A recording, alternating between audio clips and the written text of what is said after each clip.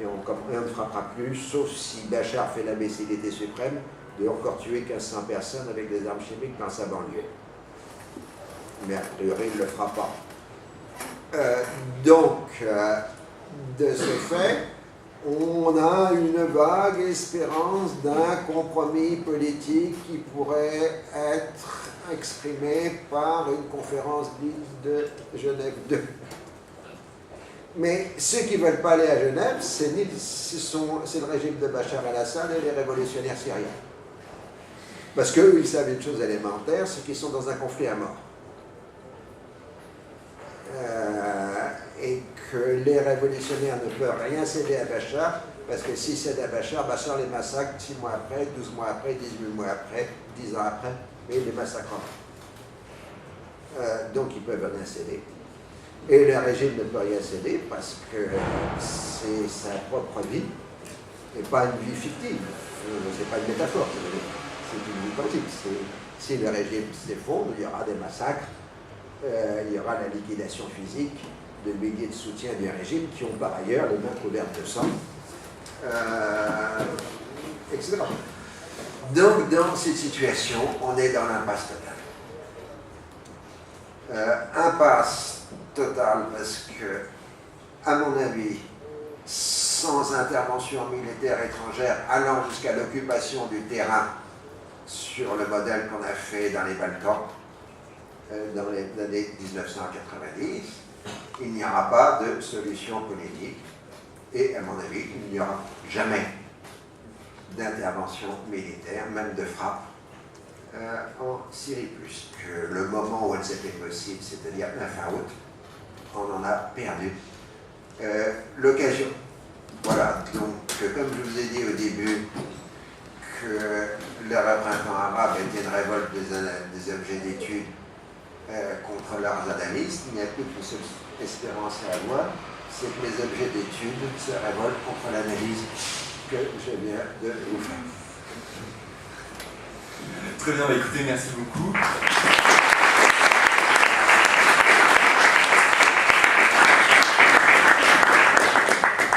Donc, est-ce qu'il y aurait des questions dans la salle sur ce qui vient d'être dit? On n'a pas de micro, hein, mais... Ah, il y en a en fait.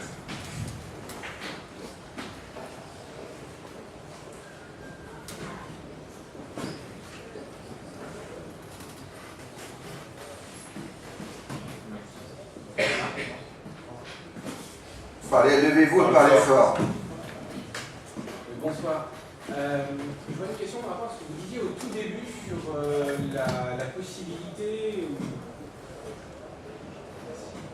Oui, ça marche. Oui, une question à propos de ce que vous disiez au début sur la première période du printemps arabe, et notamment sur la possibilité imaginée à l'époque de la constitution d'une, ce que vous avez appelé l'islamo-démocratie, ou une démocratie islamique, une démocratie musulmane. Pourquoi est-ce que ce qui a priori a fonctionné en Turquie avec l'AKP, qu'est-ce qui a manqué en Égypte et en Tunisie pour que ce qui a réussi a priori en Turquie échoue en Tunisie et en Égypte? Parce que pour le coup, en Turquie, j'ai l'impression que c'est... Un taux de croissance de 8% par an. D'accord. L'AKP a réussi parce qu'il a donné la prospérité à la Turquie, que le niveau de vie des classes populaires s'est considérablement élevé sous le régime de l'AKP. C'est pour ça qu'il a une base populaire. Bon, il parle la langue du peuple, mais au-delà qu'il parle la langue du peuple, la Turquie a connu une croissance économique accélérée sur les 10 ans de l'AKP. Bon, ça vient de s'arrêter maintenant. Mais ils avaient une croissance presque à la chinoise. Il y avait un cadre constitutionnel qui était établi aussi. Oui, mais régulièrement perturbé par des coups d'État organisés par ce qu'on appelait l'État profond. Mais c'est avant tout, ils ont réussi parce que l'AKP savait gérer l'État et savait gérer l'économie. Ceux dont les frères musulmans ont été profondément incapables.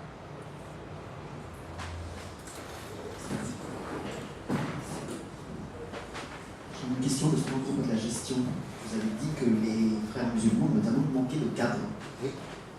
Comment ont fait ceux qui sont sortis de prison, comme Bagdad, dans les pays de l'Est, qui eux n'avaient pas de cadre non plus pour justement gérer leur pays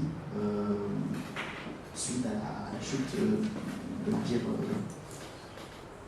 Ils ont utilisé les carriéristes.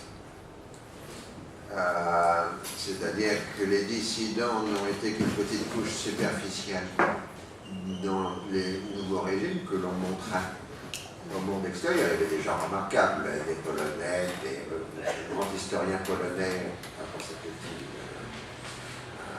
Geremek était un exemple parfait qu'on pouvait montrer. Mais globalement, on a décapité la tête des partis communistes et conservé 99% de la fonction d'État, qui de toute façon s'en foutaient du communiste. Les gens qui dirigeaient l'État dans les démocraties populaires étaient communistes parce qu'il fallait avoir la carte du parti pour diriger l'État. Il n'y a plus de parti, on continue de diriger l'État. On s'en fout du communisme. S'il n'y avait plus rien d'idéologique dans les démocraties populaires, à la veille de leur effondrement. Si vous prenez un exemple français, vous ne comprenez pas ce que De Gaulle appelle restaurer l'État, c'est-à-dire réintégrer 80 ou 90% des cadres de Vichy pour lancer la 4e République.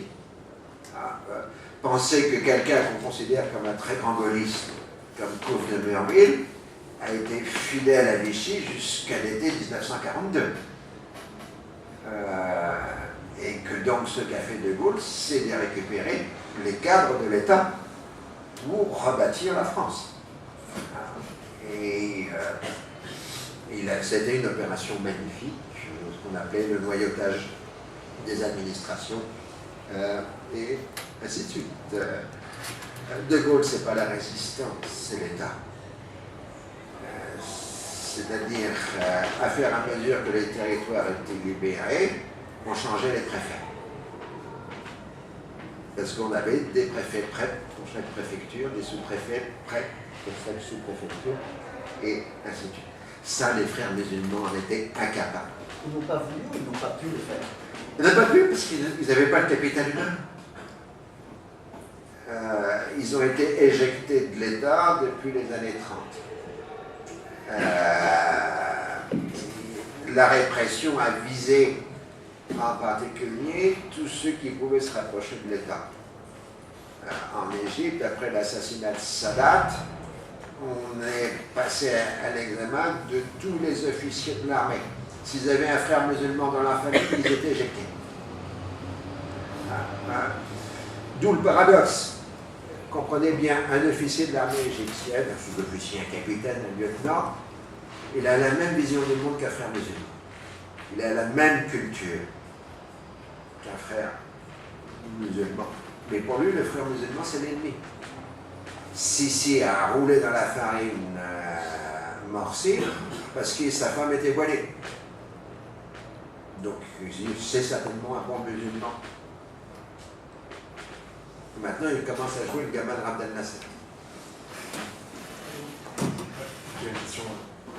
Et justement, vous avez parlé de l'impasse syrienne, mais vous avez pas parlé des perspectives en Tunisie et en Égypte. Alors en Égypte, d'aucuns parlent de coup d'État, d'autres de contre-révolution, on ne sait pas trop quel terme employer, mais ce qui se passe, c'est qu'on a l'impression qu'il y a juste un retour à l'ancien régime avec la réutilisation des mêmes cadres dont vous parlez, les hauts fonctionnaires.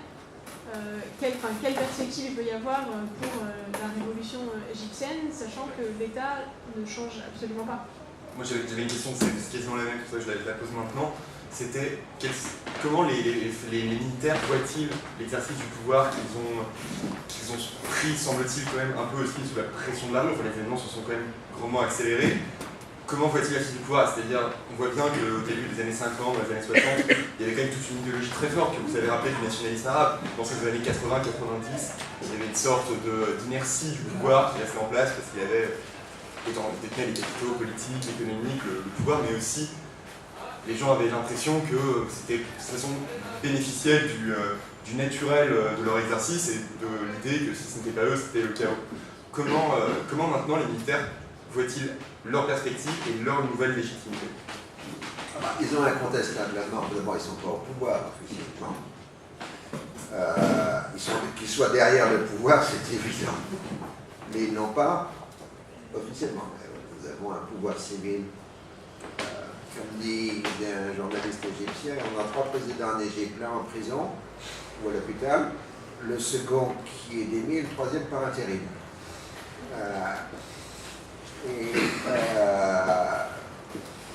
Vous avez, j'ai pas eu le temps parce qu'il aurait fallu des heures pour tout exposer. Ce qui est assez intéressant, c'est que vous avez des aspirations idéologiques qui doivent s'exprimer dans le langage des juristes. C'est ce qui s'est passé en Tunisie et en Égypte. L'affrontement symbolique, il est sur la rédaction du texte constitutionnel. On a par exemple un combat formidable sur une argutie du discours ces jours-ci en Égypte, puisque la discussion porte de savoir, l'islam étant toujours la religion de l'État, si les chrétiens et les juifs ont le droit de pratiquer leur religion. Ça, c'est le texte que les islamistes veulent, et que les laïcs proposent les non-musulmans. Ce qui ne couvre pas seulement les chrétiens et les juifs, mais les bahaïs, et éventuellement le droit de conversion de tout Égyptien à toute autre religion, le bouddhisme, ce que vous voulez, et ainsi de suite. Si vous prenez chrétiens et juifs, vous êtes dans une grille islamique de la tolérance traditionnelle des sociétés musulmanes par rapport aux gens de l'île. Si vous prenez non-musulmans, vous êtes dans une perspective qui, tout en construisant l'islam comme religion d'État, ouvre une voie vers la laïcité, en tout cas vers le sécularisme. Et bien là, c'est une bataille terrible dans la commission des 50, chargée de corriger la constitution égyptienne. En Tunisie, au moment de la rédaction de la Constitution, pendant au moins 3 mois, ils ont discuté pour savoir si la femme dans l'univers tunisien était complémentaire ou différente, ou apparentée, ou appariée, avait un sens ou n'existait pas en fonction des hommes de la famille. Et les mouvements, les intellectuels féminines se battaient pied à pied sur des virgules sur mais chaque phrase de la Constitution, ce qui fait que la Constitution n'est absolument pas rédigée. Alors, pour revenir à la question, ce que l'on peut penser éventuellement pour l'Égypte, c'est un scénario à la pakistanaise. C'est-à-dire, l'armée contrôle les leviers du pouvoir, mais elle reste dans les coulisses. Ce qui arrange l'armée parce qu'elle n'a pas envie d'être exposée. Et en même temps, elle gère l'essentiel de ses intérêts d'une part, mais elle reste aussi l'expression de l'État et de la nation égyptienne. Quand on parle de l'armée égyptienne, c'est pas l'armée de Bachar el-Assad. Pour un Égyptien, l'armée, c'est l'État et la nation réunis. Ils ont un culte de l'armée. Alors, ils peuvent être contre l'armée en tant qu'institution de pouvoir et de ses abus, mais ils sont pour l'armée en tant qu'elle exprime la nation et l'État. C'est toute l'ambiguïté du rôle de l'armée en 2011, quand les manifestants ont salué l'armée, alors qu'elle avait quand même participé un peu à la répression. Au-delà, c'est difficile, si vous voulez, si on prend le schéma 1848, qui reste à mon avis très opératif, malheureusement je ne pourrais pas venir à la journée qui devait être consacrée ici, sur la comparaison entre 1848 et le printemps arabe, parce que j'ai une leçon inaugurale au collège à la même heure. Il y a, si vous voulez, le fait qu'après le printemps des peuples, évidemment, vous avez eu des restaurations politiques, des partis de l'ordre, mais vous n'avez pas eu de retour aux anciens régimes. Vous avez eu autre chose. En Allemagne, en Autriche-Hongrie, vous avez eu de nouvelles configurations de pouvoir, la construction d'un nationalisme étatique, vous avez eu le Second Empire en France. On ne peut pas revenir en arrière. ce que l'on peut avoir, c'est de nouvelles formes d'expression politique et institutionnelle. Mais pas de retour en arrière. Et puis, si vous prenez l'exemple français, la vaguelette vaguement révolutionnaire de 1968 a été suffisamment forte pour que 40 ans après, il y ait encore des gens pour blâmer publiquement l'esprit de mai 68 et pour que nous ayons encore sur notre étau d'années Cohn-Bendit. Donc, imaginez bien que ce qui était une vaguelette en France et qui était un tsunami dans le monde arabe, qui est 2011, le tsunami de 2011, il construit toute la culture politique de la région jusqu'à 2050.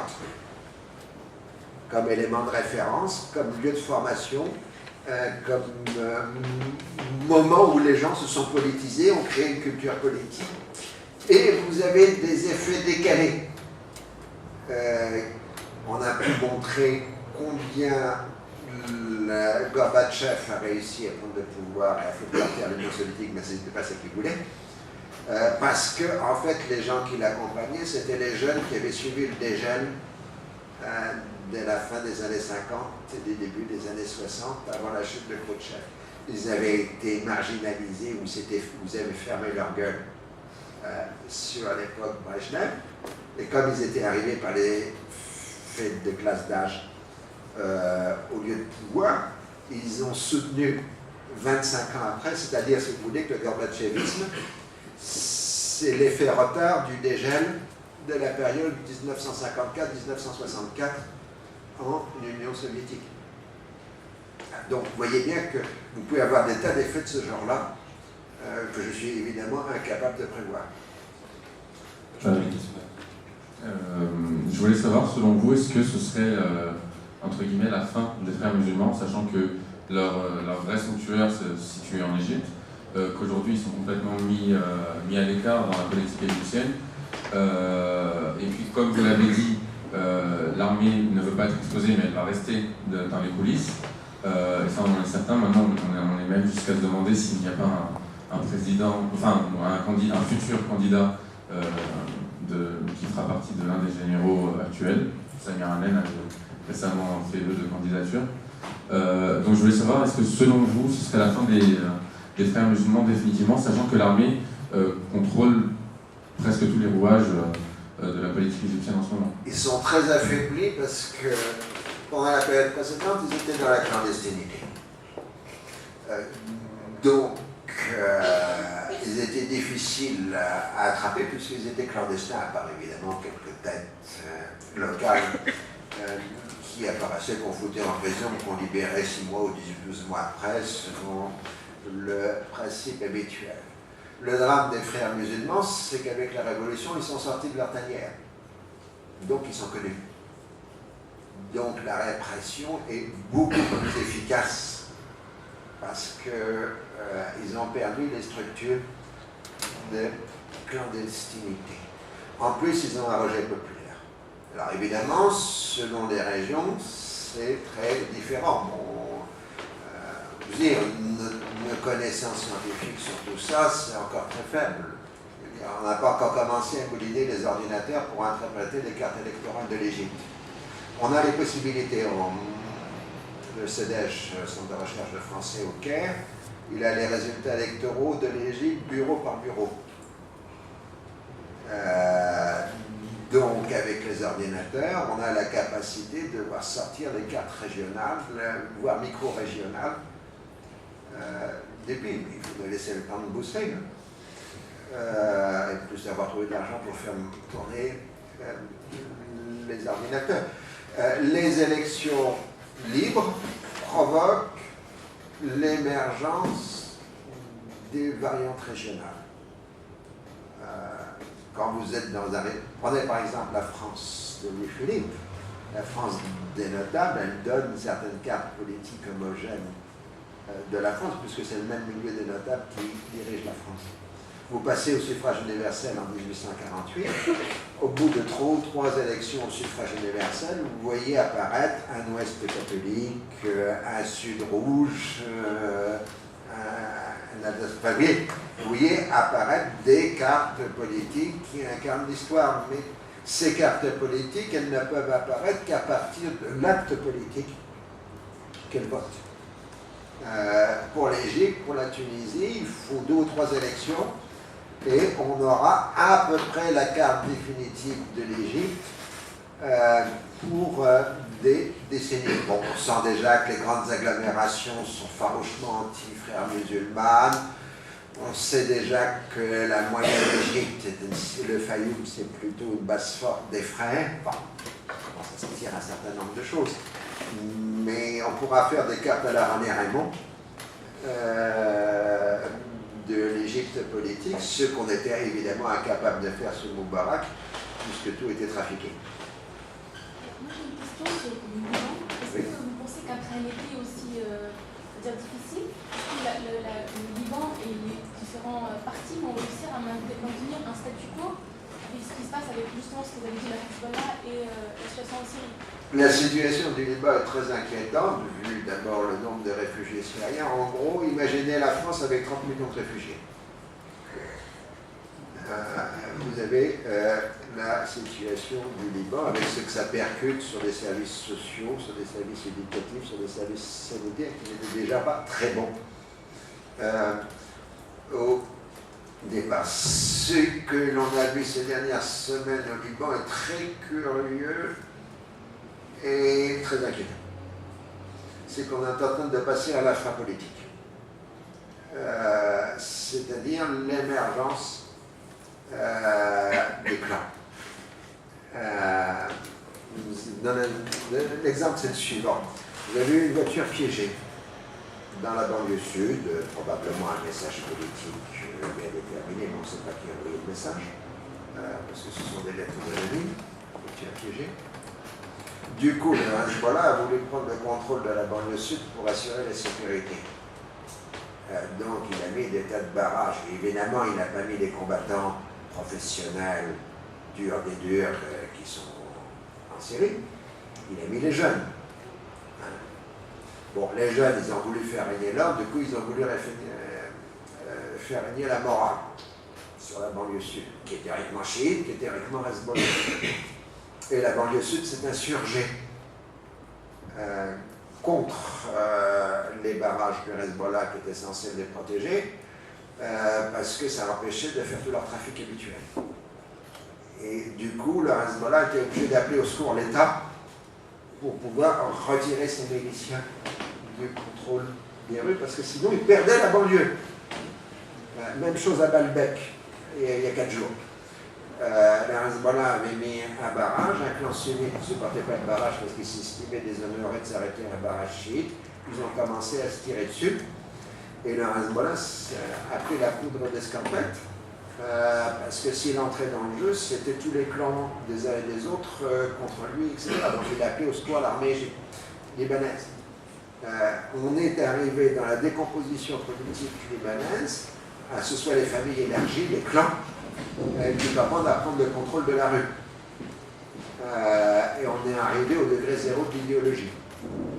Et tout ça est extrêmement inquiétant. Ça veut dire, en clair, vous avez des cousins qui ont été enlevés en Syrie, vous accusez la Turquie d'être complice de l'enlèvement, donc vous enlevez 3 membres du personnel de la Turkish Airlines en sortant de l'aéroport de Beyrouth. Et l'État ne peut rien faire. L'État sait parfaitement qui a enlevé les pilotes de la Turkish Airlines, mais il n'a pas la capacité de faire une opération de police pour les libérer. Parce qu'on touche sur les familles énergie des clans de 300, 500, 1000, 2000 personnes, qui représentent une puissance de feu considérable. Et la Beka est devenue un lieu invraisemblable de tous les trafics, de toute l'accumulation des réfugiés, trafic d'armes, trafic de drogue, enlèvement crapuleux, et partout des gens armés. Et à partir d'un certain moment, on sait que s'ils sont armés pour des raisons politiques, ou pour des raisons crapuleuses, ou pour les deux à la fois.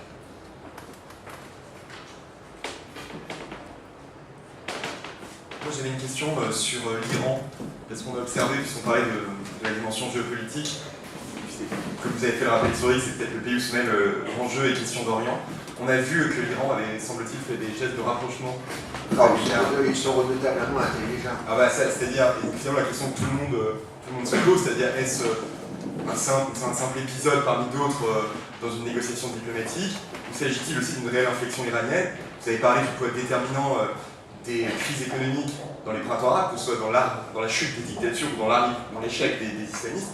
C'est quand même aussi ce qu'on observe en Iran. Oui, les sanctions sont très dures et frappent cruellement l'économie iranienne. Et c'est une réelle inflexion? Donc ça, j'en sais rien.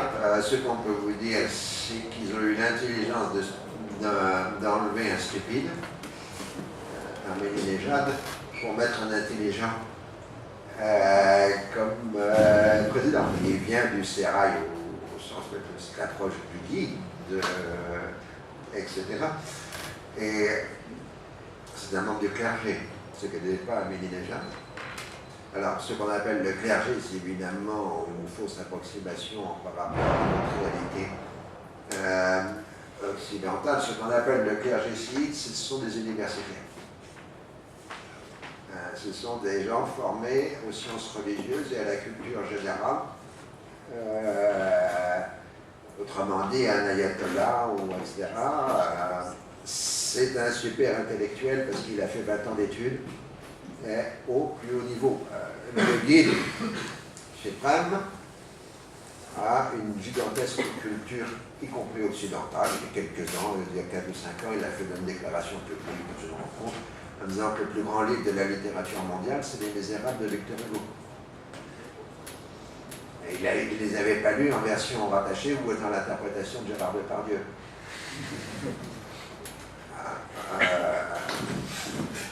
Je veux dire par là que ce sont des gens redoutablement intelligents.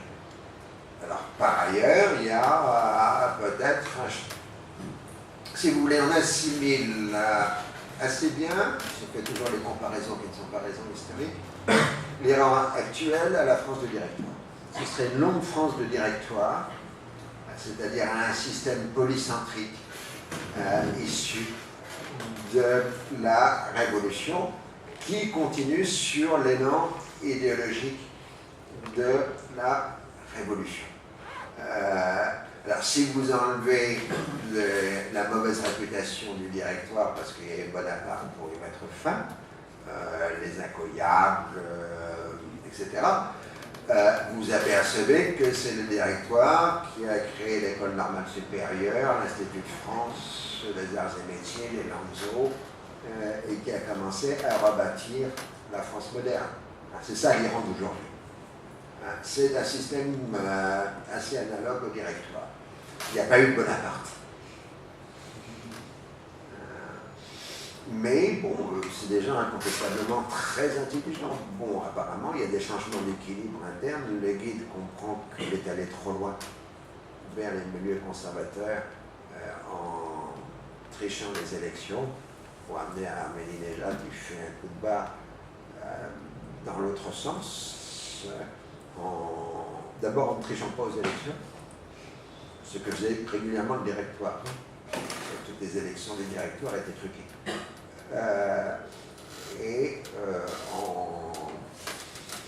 En faisant une ouverture politique. Alors, au-delà, il faut se rappeler que le guide avait fait en 2002 une ouverture politique vers les États-Unis que les Américains avaient rejetée.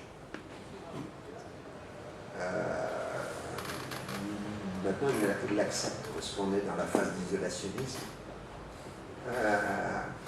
Mais George Bush n'avait pas vu les ouvertures iraniennes qui ont été faites au début des années 2000, donc ce n'est pas la première fois.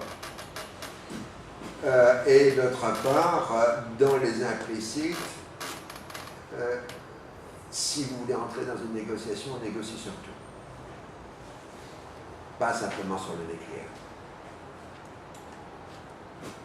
Et là, on peut avoir des tas d'autres dossiers à ouvrir entre les États-Unis et l'Iran. Mais encore une fois, les objets d'étude peuvent me le démentir.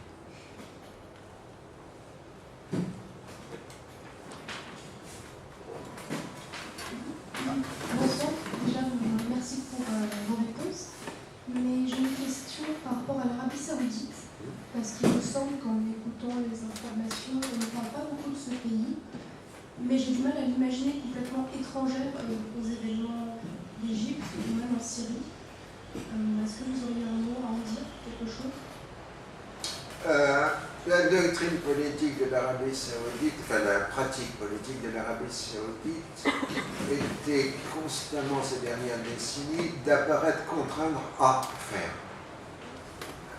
Autrement dit, quand elle faisait une inflexion anti-israélienne, elle expliquait à ses grands protecteurs américains qu'elle était forcée par ses alliés arabes et musulmans de le faire.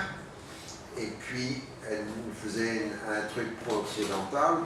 Elle expliquait à ses amis arabes et musulmans que les occidentaux la forçaient à faire. Le génie politique saoudien était toujours d'apparaître comme contraint à. Donc, ce n'est pas de notre faute. Le reste, c'était la diplomatie du chéquier. Le problème pour l'Arabie Saoudite, c'est qu'elle a accueilli les frères musulmans après la destruction des frères musulmans par Nasser. Et elle a mis 20 ans pour passer à percevoir que les frères musulmans faisaient de la politique. Alors, c'était bien quand ils faisaient de la politique contre Nasser, mais quand ils ont commencé à faire de la politique en Arabie Saoudite, c'était pas bien, puisque le régime est apolitique. Puisque la Constitution est le Coran et la monarchie. Les Saoudiens, enfin le régime saoudien est devenu farouchement anti-frères musulmans. Même chose pour les Émirats, qui accusent les frères musulmans de vouloir renverser les mini-monarchies de la Fédération des Émirats unis. Donc les deux pôles sont farouchement anti-frères musulmans. Donc ils ont soutenu les salafistes, parce qu'ils les paraissent politiquement moins dangereux. Mais c'est un problème, c'est qu'à la longue, les salafistes font de la politique, et donc on se retrouvera dans le même problème qu'avec les frères musulmans. Enfin bon, c'est dans quelques années seulement. Ensuite, le problème, c'est le retrait américain. Le roi élu. L'Arabie Saoudite était obligée d'apparaître directement sur la scène. Elle finance la révolution syrienne, elle finance le coup d'État en Égypte,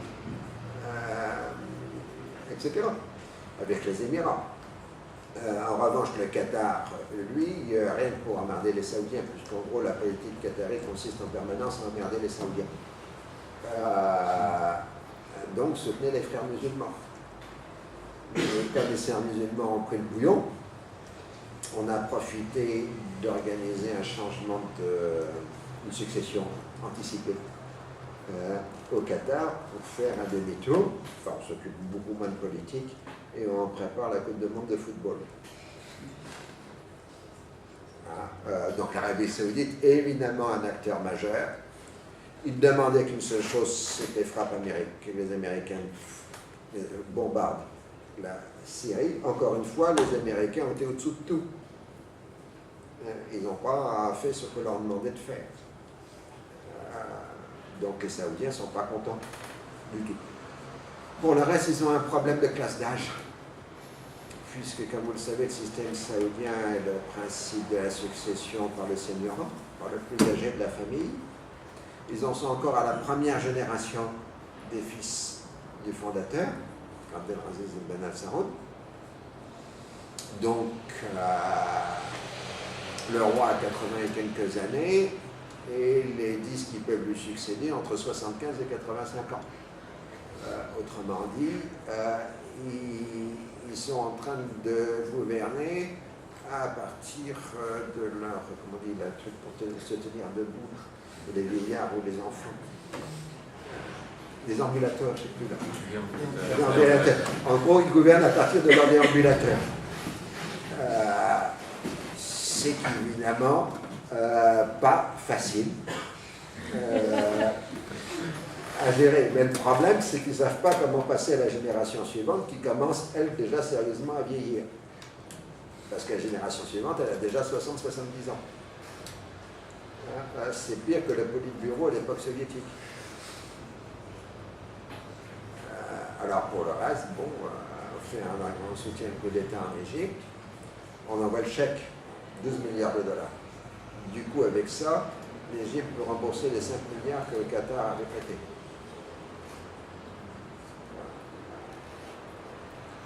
Mais bon, ils sont très ambigus, les Saoudiens, parce qu'ils étaient les premiers à demander qu'on aille bombarder l'Iran, mais qu'eux, ils ne soient pas au courant. Alors, si les Américains font bis-bis avec les Iraniens, les Saoudiens ne rêvent que de retrouver leurs vieux amis iraniens, qui rêvent évidemment d'étrangler si c'était possible. On va peut-être prendre une ou deux dernières questions, Lucas. Oui. Vous avez terminé votre intervention tout à l'heure sur une note très pessimiste, isolationnisme américain, évaporation de l'Union européenne et puis habileté diplomatique de la Russie de Poutine. Et je voulais juste savoir votre regard sur ce qui s'est passé entre les États-Unis et la France à ce moment-là, concernant une éventuelle intervention, un éventuel bombardement en Syrie. Du côté américain, voilà, l'isolationnisme était assez clair. Et du côté français, ça a un peu patiné. Pas trop su ce qui s'était passé. D'après certaines sources, M. Hollande est très bien informé et a une analyse parfaitement lucide de la situation en Syrie. Et je pense que ce que je vous ai dit ici ne doit pas être très très loin de ce que pense M. Hollande, ce qui ne veut pas dire qu'il a la capacité d'intervenir, mais en tout cas en tant que diagnostic. Je pense qu'en revanche, au Quai d'Orsay, les choses doivent être plus contrastées. Donc, en fait, vous pensez que c'était même ce qui ressortait un certain nombre de choses, que pour sortir de l'impasse syrienne que vous avez décrite, les frappes étaient peut-être la seule solution? Moi, j'étais partisan des frappes. D'accord.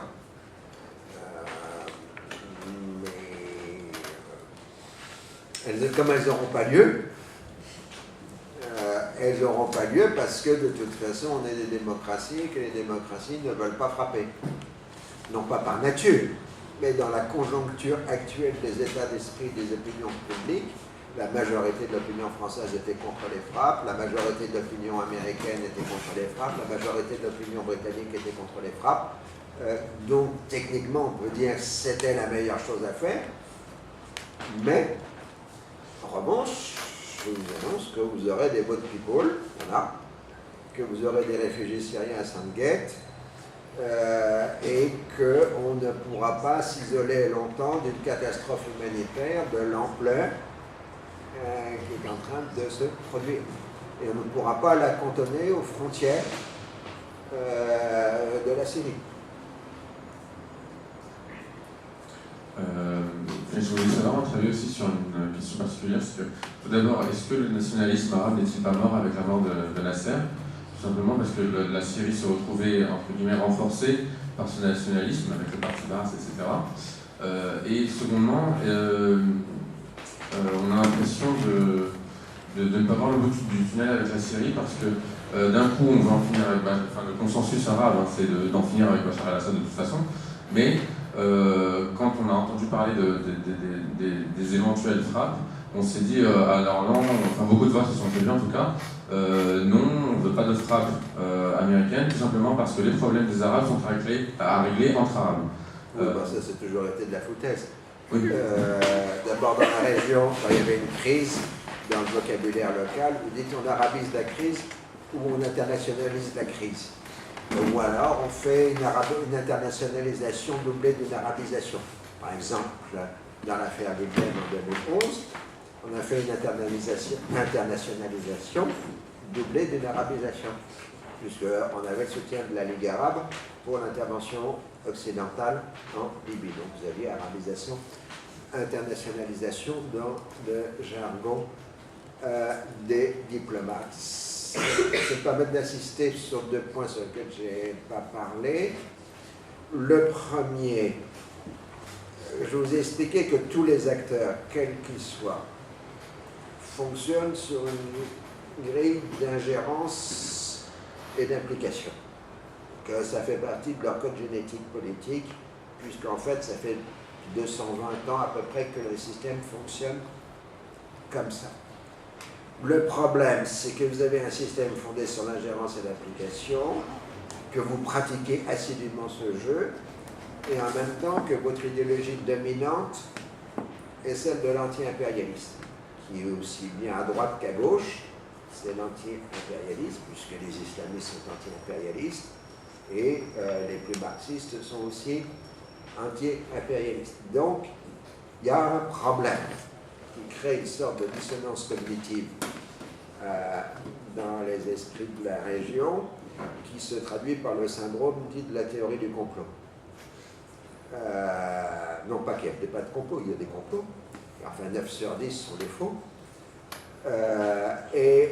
Le fait, si vous voulez, que vos actes vous conduisent à agir contre vos principes, ce que vous faites en permanence, se traduit par le fait que vous percevez le monde en termes de complot et donc que vous construisez en permanence le complot.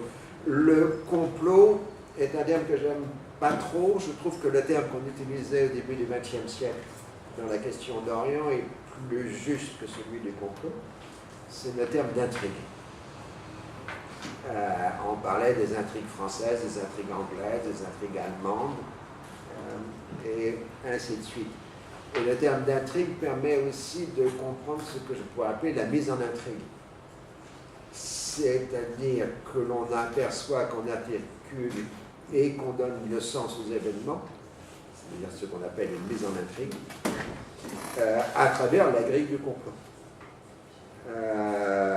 Donc ça c'est un point. Et puis l'autre question que je vois même que je réponde, même si vous êtes socialiste et que vous ne m'avez pas posé, qu'est-ce que veulent les gens de la région? Ils veulent tout simplement et tout bêtement un peu de décence. Ils ne veulent pas une démocratie populaire, ils ne veulent pas d'un État islamique, ils veulent un État-providence minimal qui donne un peu de décence à la vie, à un minimum matériel, des hôpitaux, des écoles. Ça, c'est la demande fondamentale des populations. Et malheureusement, les forces politiques qui s'expriment actuellement ne le prennent pas vraiment en compte et surtout cas sont dans l'incapacité de répondre à cette demande minimale qui est l'État-providence. Il ne s'agit pas de faire d'un seul coup la sécurité sociale à la française dans ces pays, mais déjà probablement une meilleure répartition des revenus et un vrai travail sur le social satisferait très largement les demandes des populations. C'est pour ça qu'en Égypte, ils ont finalement instauré un seuil minimal pour les revenus. Oui, en gros, assez curieusement, un des grands débats qu'on a au Maroc, par exemple, mais qu'on a aussi en Jordanie ou ailleurs, c'est le problème des subventions.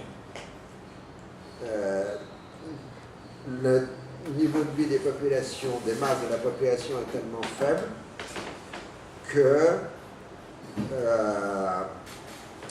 les gens ne peuvent pas survivre si les produits de base ne sont pas subventionnés. L'essence, le mazout, le pain, les fruits et les légumes, on ne parle même pas de la viande. Le problème, c'est que le coût des subventions pèse trop lourd sur les budgets et les envoie dans le décor. Donc, on connaît la réponse, c'est ce que réfléchissent les technocrates locaux. Elle est la suivante: il faut supprimer les subventions pour créer une allocation universelle qui donnerait aux gens les plus pauvres les moyens d'acquérir les biens élémentaires dont ils ont besoin. Mais c'est une révolution fiscale, c'est une révolution ça ne se fait pas du jour au lendemain, mais ce sont les enjeux qu'on a dans plusieurs pays arabes. Donc paradoxalement, ils arriveront peut-être à faire ce que nous avons été incapables de faire en Europe, que ce projet d'allocation universelle. Mais écoutez, monsieur Henri Laurence, on vous remercie à nouveau très chaleureusement.